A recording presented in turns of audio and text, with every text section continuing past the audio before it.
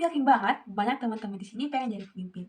Entah itu pemimpin keluarga, pemimpin rumah tangga, atau jadi CEO perusahaan besar. Tapi daripada cuma berandai-andai, kalian udah bisa mimpin diri sendiri belum? Saya Nadia Safitri dari program studi gizi angkatan 23 dengan nomor untuk mahasiswa 10021 2823 28061 akan menjelaskan mengenai self leadership. Nah, skill leadership itu harus dimulai dari mimpin diri sendiri. Kemampuan ini penting banget buat ngarahin kita, ngegali potensi diri, dan meraih kesuksesan.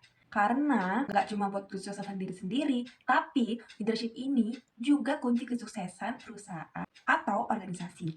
Memang apa sih self leadership itu?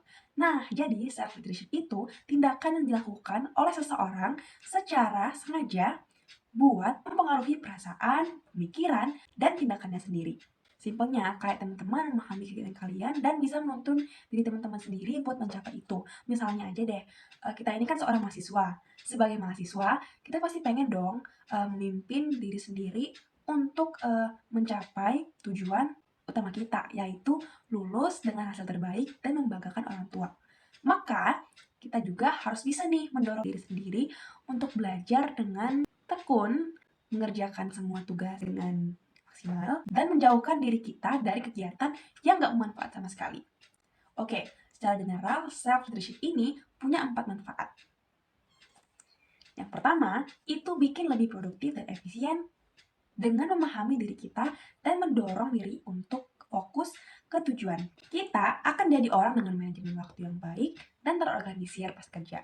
Artinya, ya kita bisa kerja dengan lebih efisien yang akhirnya bisa meningkatkan produktivitas kita. Nah, kalau udah gitu, gak cuma kita ada yang untung karena jadi punya waktu rebahan, tapi perusahaan tempat kita kerja itu juga untung loh. Nah, manfaat yang kedua itu menjaga motivasi. Saat kita dihadapkan dengan tantangan, beda dong dengan orang yang gak punya leadership alias gak menyerah. Sebaliknya, orang yang punya skill leadership ini bakal terus ingat sama tujuan awal mereka dan akan jadi penyemangat buat kerja keras buat mereka dapetinnya. Yang ketiga, itu membangun hubungan yang kuat dengan rekan kerja. Misal kita punya temen nih namanya Siti sama eh, Agung.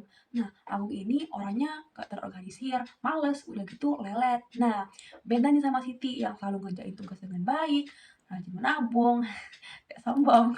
Oh, baik banget tuh orangnya. Tapi sekarang mana nih yang teman-teman bakal jadikan teman?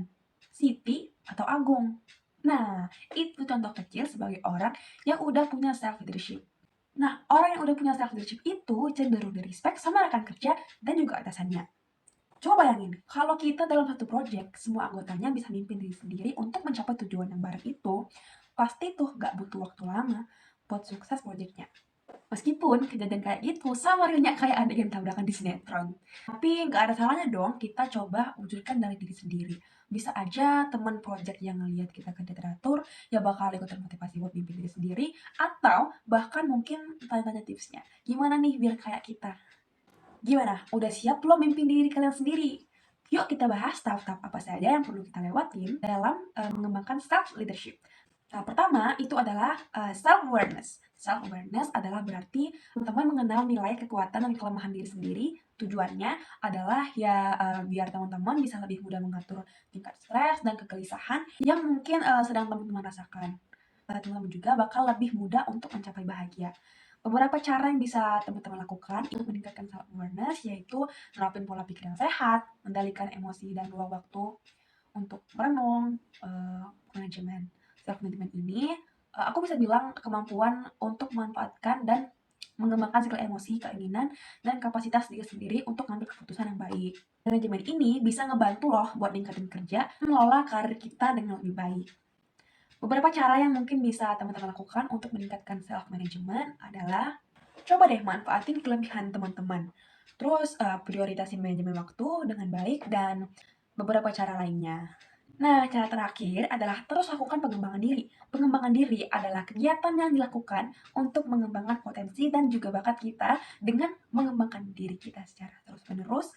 Kita akan terus belajar untuk menguasai skill yang sedang kita tekunin atau malah skill baru lainnya yang akan membantu kita untuk memaksimalkan hasil pekerjaan. Intinya nih, sebelum teman-teman bercita-cita mimpiin punya sebuah perusahaan dengan omset miliaran, coba deh mulai dengan memimpin diri sendiri dulu untuk mengerjakan tugas dari dosen dengan maksimal.